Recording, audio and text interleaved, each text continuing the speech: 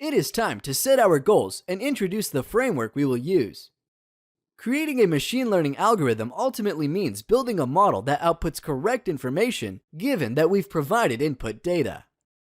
For now, think of this model as a black box. We feed input and it delivers an output.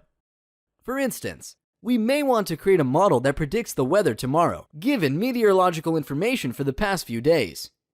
The input we'll feed to the model could be metrics, such as temperature, humidity, and precipitation. The output we will obtain would be the weather forecast for tomorrow.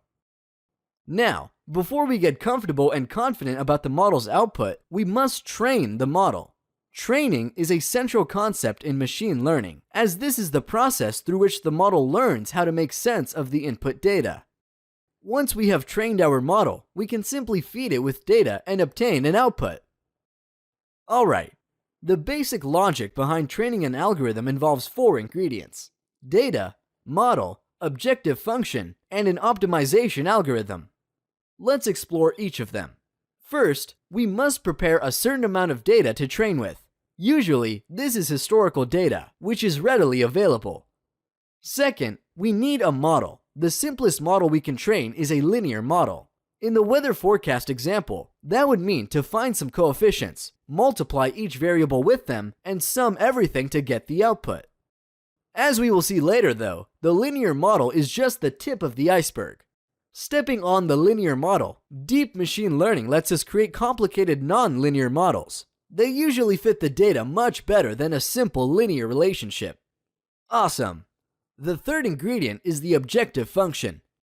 So far, we took data, fed it to the model, and obtained an output.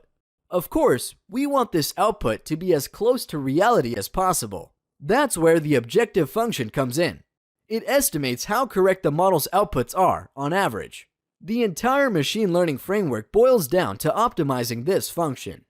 For example, if our function is measuring the prediction error of the model, we would want to minimize this error, or, in other words, minimize the objective function. Okay, our final ingredient is the optimization algorithm. It consists of the mechanics through which we vary the parameters of the model to optimize the objective function.